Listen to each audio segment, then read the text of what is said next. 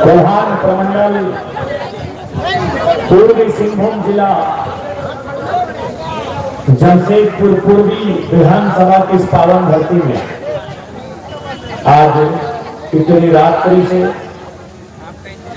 ओस की हल्की हल्की बूंदों के बीच आज के इस कार्यक्रम को सुनने के लिए बैठे हुए हमारे तमाम माताएं बहनें, हमारी नारी शक्ति, हमारे अभिभावक, हमारे नौजवान साथीगण, आज के इस कार्यक्रम में लोकतंत्र के चौथे स्तंभ मीडिया के तमाम सम्मानित साथीगण, सुरक्षा के दृष्टिकोण से तैनात तमाम सुरक्षा के प्रहरीगण, आप सभी को जुहार करते हैं, नमस्कार करते हैं, आदाब करते हैं। आज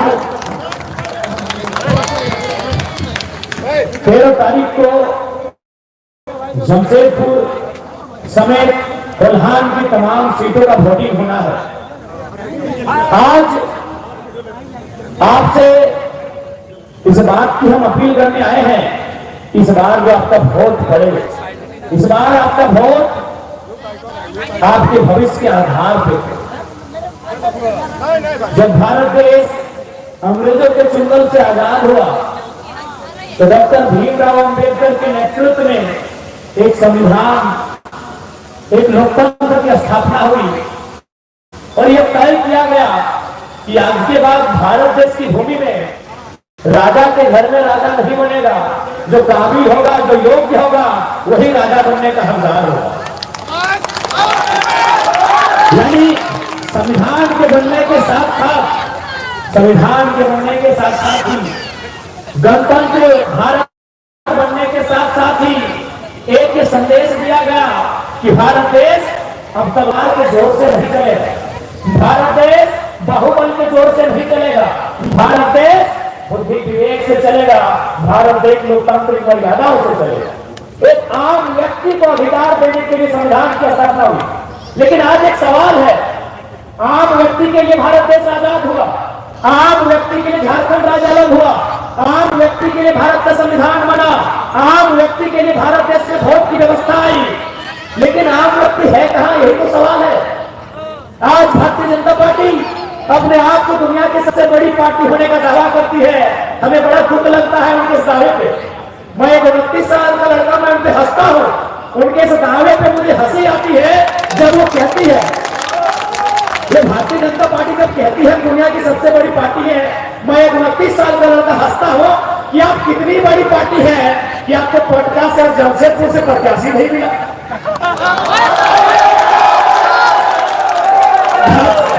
जिला में भी आपको प्रत्याशी नहीं मिला। अरे आप अपने आप को दुनिया की सबसे बड़ी पार्टी कहते हैं, आप सबका साथ सबका विकास की बात करते हैं, और आप टिकट किसको देते हैं? 3 मुख्यमंत्री की, किसी की पत्नी को, किसकी पुतों को, किसी के बेटे को। भाई किसी के लिए भारत का संविधान नहीं बना था। आज जमशेदपुर पूर्वी से प्रत्याशी कौन है? कौन है भाई? हमारी बहनें कौन है प्रत्याशी?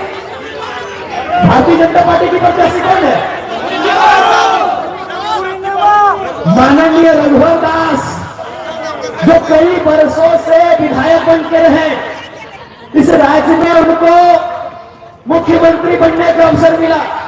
वर्तमान में उड़ीसा के राज्यपाल हैं, लेकिन फिर भी उनका जी नहीं भरा, फिर भी उनमें सत्ता के सुख भोगने की आदत नहीं गई, और आज उनकी पुतों को टिकट मिला है। बगल में पटना विधानसभा पड़ता है, वहां भी सुने किसी राज परिवार की रानी को टिकट मिला है। अर्जुन मुंडा जी, बाप रे बाप, अर्जुन मुंडा झारखंड राज्य के शायद दूसरे मुख्यमंत्री, केंद्र में दिल्ली में जाकर मंत्री रहे, मोदी जी के साथ, मोदी जी और अमित शाह के साथ मंत्री बन के रहे, फिर भी उनका पेट नहीं भरा, अपनी बीवी को चुनाव लड़ाए हैं। चंपई चाचा, कोल्हान टाइगर के नाम से मशहूर चंपई चाचा, 25 सालों का उनका भी राजनीतिक कैरियर, 2 बार मंत्री, 1 बार मुख्यमंत्री, उनका भी पेट नहीं भरा। उन्होंने भी घाटशिला से जीत करके, लड़ाई झगड़ा करके, पार्टी छोड़ छाड़ के अपने बेटे महेंद्र सिंह धोनी के लिए, अरे बड़ा बड़ा बाले क्या नाम है, हाँ, बाबूलाल सोरेन जी के लिए टिकट लिया है। यही तो तस्वीर आपके सामने है। 3 सीट की तस्वीर आप देखिए। एक सीट में मुख्यमंत्री रघुवर दास की पुतहू, एक सीट में मुख्यमंत्री पूर्व सारे पूर्व अर्जुन मुंडा की पत्नी, एक सीट से पूर्व मुख्यमंत्री चंपई सोरेन के बेटे साहब। क्या इस ऐसे सोच से, ऐसे तरीकों से, ऐसी राजनीति से आप भारत देश का उत्थान करेंगे? आप भारत देश की तरक्की करेंगे? आप भारत देश की उन्नति करेंगे? क्या यही आम जनता का शासन है? क्या यही भारत का संविधान जो कहता है of the people, by the people, for the people? कहां है भाई? Where is people? ये पीपल है कहां? ये लोग हैं कहां? ये तो सारे राजतंत्र में बैठे लोग हैं, राजा के परिवार के लोग हैं। इसीलिए आज आपको इस विषय को समझना होगा कि आज राजनीति के नाम में, कभी इंडिया पाकिस्तान के नाम में आज इस देश में हो क्या रहा है, आज किसी से छुपा नहीं है। आज जिस प्रकार से राजनीति में कुछ परिवार के लोग हावी हो रहे हैं, आज वो दिन दूर नहीं जब इस देश में हम डिक्टेटरशिप को देखेंगे, जब इस देश में हम तानाशाही को देखेंगे। वो दूर नहीं। और किससे छुपा है? किससे छुपा है? उड़ीसा में ललित दास ने क्या कांड किया है, ये किससे छुपा है? ये किससे छुपा है? ये राजतंत्र नहीं तो क्या है कि एक राजा का बेटा मनमानी करता है। आज वो बड़े बड़े अफसरों को जूता चाटने को कहता है, कल को आपके बहू बेटियों की इज्जत के साथ खिलवाड़ कर सकता है कोई भी। ये राजतंत्र नहीं तो क्या है? आज भारतीय जनता पार्टी जो दुनिया की सबसे बड़ी पार्टी होने का दावा करती है, अरे कैसे आप दावा करते हैं? आप तो राजतंत्र के धरोहर हैं, आप तो राजतंत्र की ओर भारत देश को लेके जा रहे हैं। आप दुनिया की बड़ी पार्टी कहते हैं और आपके पास प्रत्याशी नहीं मिल रहे। आज देखिए एक 29 साल का लड़का और इस भीड़ से मैंने एक ऐसे समाज के बेटे को टिकट दिया है जिसे लोग नजरअंदाज कर देते हैं। आज हमने तरुण भाई को टिकट दिया है। आज हमने चुन के सामाजिक न्याय को आधार मानते हुए राजमहल से लेके गोड्डा तक, गोड्डा से लेके गढ़वा पलामू तक हमने ऐसे नौजवानों को टिकट दिया है जिन्होंने कभी राजनीति किया ही नहीं। एक साधारण लड़कों को, साधारण युवाओं को हमने अवसर दिया है। इसलिए आज आपसे आग्रह है, यदि आप चाहते हैं कि लोकतंत्र जिंदा रहे तो आपको ऐसे प्रत्याशियों को जिताना होगा जिनका संबंध राज परिवार से नहीं। कुछ दिन पहले दिल्ली की मीडिया आई थी,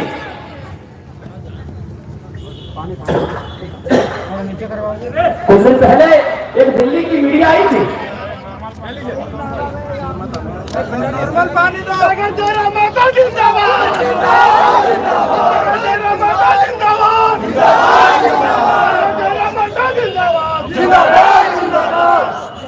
दिल्ली की मीडिया ने हमसे पहला सवाल यही किया कि झारखंड में 2 नाम ट्रेंड कर रहे हैं। पहला नाम है जयराम कुमार महतो और दूसरा नाम है कल्पना सोरेन। इस पे आप क्या कहेंगे? तो हमने एक ही लाइन कहा, देखिए सर, आप कल्पना जी को देवी कहिए, हमें दुख नहीं है। आप उनको रानी महारानी से सुशोभित कीजिए, हमें तकलीफ नहीं है। लेकिन आप जयराम महतो से उनकी तुलना कैसे कर सकते हैं? कल्पना सोरेन इसीलिए राजनीति में हाईलाइट हुई क्योंकि वो शिबू सोरेन की पुतहू है और हेमंत सोरेन की पत्नी है। आज यहाँ हमारी सैकड़ों बहनें बैठी हैं। आज इस भीड़ में हमारी सैकड़ों बहनें बैठी हैं जो 25 साल, 27 साल, 22 साल, 24 साल की हैं। इन एक भी बहन हमें आके बताए कि कल्पना सोरेन के विधायक बनने से आप मोटिवेट हुए हैं, आप इंस्पायर्ड हुए हैं कि हम भी विधायक बन सकते हैं। एक भी नहीं, क्योंकि आपको भी मालूम है कल्पना के बाद उनकी बेटी को मौका मिले। यहाँ हजारों बहनें बैठी हैं। मीडिया वाले पूछिए कि कल्पना सोरेन के विधायक बनने से कितनी बालिकाओं ने, कितनी लड़कियों ने ये अपने आप को मोटिवेट किया अंदर से कि हम भी विधायक बन सकते। एक भी नहीं, क्योंकि इनको मालूम है कल्पना के बाद उनकी बेटी जैसे सीता के बाद उनकी बेटी तैयारी कर रही है, इनको मालूम है। लेकिन जयराम महतो के राजनीति में कदम रखते ही, जयराम महतो गांव का लड़का, एक गरीब किसान परिवार का लड़का राजनीति में कदम रखते ही झारखंड राज्य के 1000 युवाओं ने सपना देखना शुरू किया कि हम भी विधायक बन सकते हैं।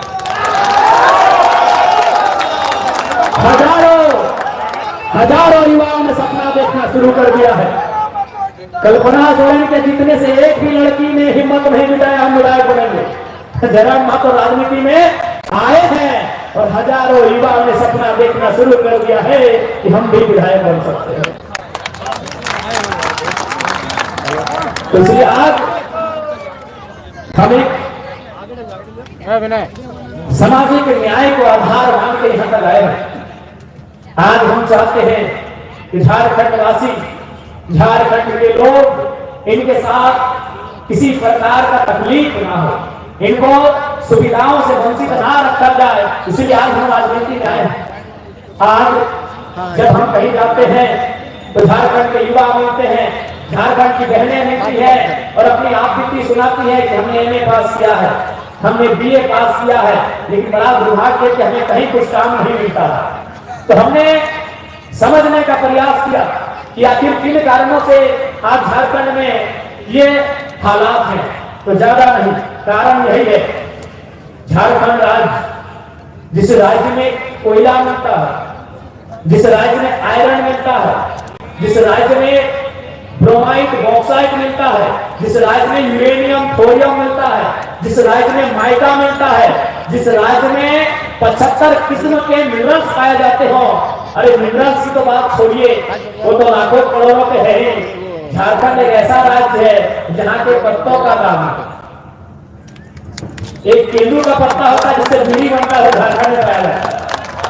एक कुमरू का पत्ता होता है जिससे घोंग बनता है, जब महिलाएं धान लगाती है उसको ओढ़ती है बारिश से, भीगने से बचने के लिए अपने ओढ़ती है, और झारखंड के जंगलों में पाया जाता है। उन पत्तों का दाम है।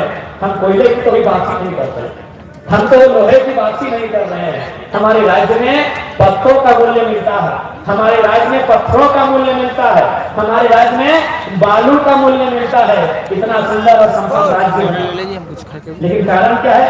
बस एक ही कारण है, किसी की लाचारी और बेबसी का कारण यही है कि कुछ लोग जरूरत से ज्यादा अमीर हैं। अगर झारखंड की जनता जमशेदपुर पूर्वी सुविधा नहीं है तो कुछ लोग विधानसभा जरूरत का से दौरा ज्यादा है अमीर हैं, जिनके पास 10,000 करोड़ की संपत्ति है, 15,000 करोड़ की संपत्ति है, 20,000 करोड़ की संपत्ति है, और उनका नाम अगर सुनना चाहते तो सुन ले। वो अर्जुन मुंडा जैसे लोग हैं, वो चंपई सोरेन जैसे लोग हैं। सही बात है, सही बात है। किसी से छुपा नहीं है। तो उन लोगों के कारण ये हालात है। इसलिए यदि आप चाहते हैं कि किसी आम व्यक्ति के साथ अन्याय ना हो, किसी आम व्यक्ति के साथ शोषण ना हो, किसी आम व्यक्ति के साथ जुल्म ना हो, तो आपको यह तय करना होगा कि जो राज और सही सोच के लोग हैं, जमशेदपुर जो राजतंत्र पूर्वी सोच के विधानसभा लोग काफी है राजनीति में, उनको वहां से पदमुक्त कीजिए। वो जब तक इसके बाद काबिज जाएंगे रहेंगे, घाटशिला, ये उसके बाद व्यवस्था फुटका। चलेगी, ये व्यवस्था चलेगी। क्योंकि 25 साल से तक फिर भी व्यवस्था नहीं बदल पाए, तो क्या करेंगे? बाबूलाल सोरेन के बाद व्यवस्था बदलेंगे। इसलिए आज व्यवस्था को बदलना होगा, सत्ता बदलने से काम नहीं होगा। सत्ता तो बदला, बीजेपी के बाद सत्ता जमीन के पास आई, सवाल है व्यवस्था बदलने, और व्यवस्था को बदलने के लिए सोच होनी चाहिए। इनकी सोच नहीं है। आप हमारे घोषणा पत्र में पढ़िएगा, उसमें हमने साफ साफ लिखा है कि हमारे पार्टी से जो एमएलए बनेगा अंधेरा में नहीं दिखेगा भाई, जनता की शिक्षा और स्वास्थ्य की सुविधाओं के लिए बने। हमने ये भी कहा है कि हमारी पार्टी से कोई चुनाव जीतेगा, जैसे तरुण भैया जमशेदपुर के हैं, लेकिन यदि भविष्य में हमारे आने से पहले इनका क्या स्टेटस है वो मायने नहीं है, लेकिन हमारे राजनीतिक संगठन में आने के बाद ये जमशेदपुर से है और भविष्य में अगर विभाग में जाकर अपना आशियाना बनाते हैं, 1 इंच की जमीन खरीदते हैं, तो अगले बार ये चुनाव हमारे तरफ से नहीं लड़ेंगे। ऐसे नहीं बदलेगा देश, ऐसे राज्य नहीं बदलेगा जब आप अपने आप को नहीं बदलेंगे। कैसे बदलेगा भाई? एक ही नेता का पूरा 24 जिला में घर है। आज आप अपने गांव की किसी सड़क का मोल भाव कीजिएगा, 100 फीट की सड़क है ना तो 1 लाख की लागत होगी। आपके गांव में गली में जो सड़क बनी है किसी चीज का नाम है, पता नहीं शहर में क्या बोलते हैं, यानी आपके गांव में छोटी सड़क है ना जिसका दाम 1 लाख रुपए होगा, उसमें हजारों जनता का चलते हैं, आते जाते हैं, उसका दाम 1 लाख रुपए है, लेकिन 5 लाख में नेताजी का सीढ़ी बना। 5 लाख रुपए में विधायक जी के आवास का सीढ़ी बना। ये हमारे देश की, हमारे राज्य की कड़वी सच्चाई है। इनका बस चले तो ये हिमालय पर्वत को खा जाए।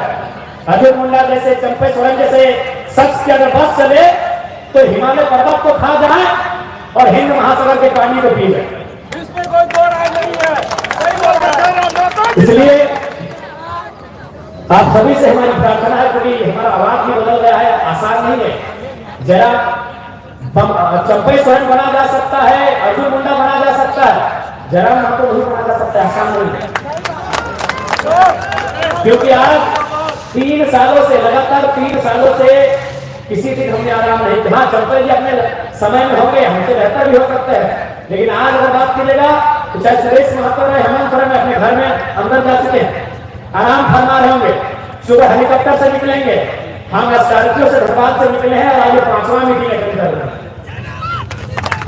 ये मेरा 5वां मीटिंग है, इसके बाद 2 फिर जाना है हमको, और फिर रात को हमको हजारीबाग रिटर्न जाना है। आपको केवल गूगल मैप में सर्च कीजिएगा कितना दूरी तय करते हैं, आपका दिमाग हैंग हो जाए, आपका दिमाग हैंग हो जाए। हम जितना दूरी तय करते हैं 1 दिन में, हम जितना मीटिंग करते हैं 1 दिन में, आपका दिमाग हैंग हो जाएगा, आपको गूगल में नाप के दिखेगा।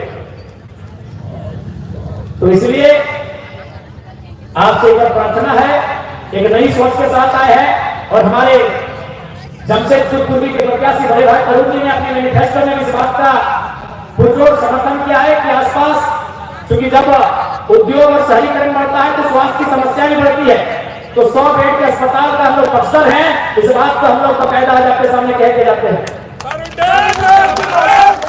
एक बात, और जो छोटी छोटी समस्याएं होती हैं, मैं कल बेरमो गया था, वो भी आपकी तरह औद्योगिक क्षेत्र है, तो वहां के लोगों ने कहा बिजली समस्या है, पानी है, सड़क है, तो हमने उनको कहा कि आप सीएसआर के बारे में नहीं जानते हैं? बोला जानते हैं। हम बोले सीएसआर का जो फंड है वो विधायक जी के आंगन में जाता है, और विधायक जी के आंगन में जाता है सीएसआर का फंड। इसलिए अगर हम लोग जीत जाते हैं तो सीएसआर जहां करोड़ों रुपए खर्च करने को मिलते हैं जनता की सुविधा के लिए, वो जनता के लिए खर्च कर रहे हैं। जमशेदपुर पूर्वी और जमशेदपुर का पहचान है उद्योग से, बड़ी बड़ी कंपनियां, बड़ी बड़ी बिल्डिंगें, बड़ी बड़ी इमारतें, करोड़ों का सीएसआर जमा है। इस जिला में करोड़ों का डीएमटी फंड जमा है, लेकिन क्या तकलीफ कहां है? नियत है। किनकी नियत में? नेताओं की नियत है। जिस दिन उनकी नियत ठीक ठाक हो जाएगी, हमारा राज्य सबसे सुंदर राज्य है। उनकी नियत ठीक नहीं है। अगर नियत ठीक होती, तीनों लोग अपना बेटा बेटी की टिकट नहीं मांगता, बता किसे शादी करती हो। और हम लोग आपको घोषणा करते हैं, माताएं बहनें, हमारे नौजवान साथियों, मैं आज फिर आपके सामने, मीडिया के सामने स्टेटमेंट दे रहा हूं। यदि जयराम महतो जीत के जाते हैं, यदि जयराम महतो चुनाव जीतते हैं, तो मैं आपको 100% पूर्ण विश्वास दिलाता हूं, हमारे ब्लड रिलेशन में हम किसी को टिकट देने वाले नहीं। हम अपने ब्लड रिलेशन में, जो मेरा खून का रिश्ता होगा, मेरा भाई हो, मेरा जो भी जैसे हमारी शादीशुदा नहीं है, तो जो भी हम लोग का ब्लड रिलेशन होगा, उनको हम लोग चुनाव नहीं लड़ाएंगे। क्योंकि मेरा मानना है, अगर जब तक आप परिवारवाद से बाहर नहीं आए या पूंजीवाद से बाहर नहीं आ सकते, आज अगर मान के चलिए रघुवर दास जी के बाद कोई नया नेता अगर आता है यहाँ, तो ललित दास का हैसियत नहीं होता कि एक बड़े अफसर के साथ उसको मैंने नाक रगड़ने के लिए कहा था। इतना क्योंकि मालूम है पॉलिटिक्स हमारे जेब में है, और पॉलिटिक्स यानी पावर हमारे जेब में है, पावर हमारे जेब में है, पैसा हमारे जेब में है। इसलिए आज वो इस प्रकार की हरकतें करता है। इसलिए इस राज्य को सुंदर बनाना, इस राज्य को बेहतर बनाना हमारा लक्ष्य है। और मैं युवाओं को कहना चाहूंगा कि जब हम लोग आएंगे राजनीति में, तो जो तमाम उद्योग के क्षेत्र हैं, वहां आपको मैक्सिमम रोजगार कैसे लगेगा? आउटसोर्सिंग के माध्यम से हो, एजेंसियों के माध्यम से हो, यह तमाम जो विकल्प हैं, उनमें हमारी पहली प्राथमिकता होंगे। इस बात को हम लोग गारंटी के साथ कहना चाहेंगे। इसलिए गारंटी के साथ कहना चाहेंगे क्योंकि मैं अभी पद में नहीं हूं, हम किसी पद में नहीं है, और बिना पद में 1200 नौजवानों को हम नियोजन से जोड़ चुके हैं। तो हमें आइडिया है कि हम आ गए जगह में, तो रास्ता बहुत आसान है।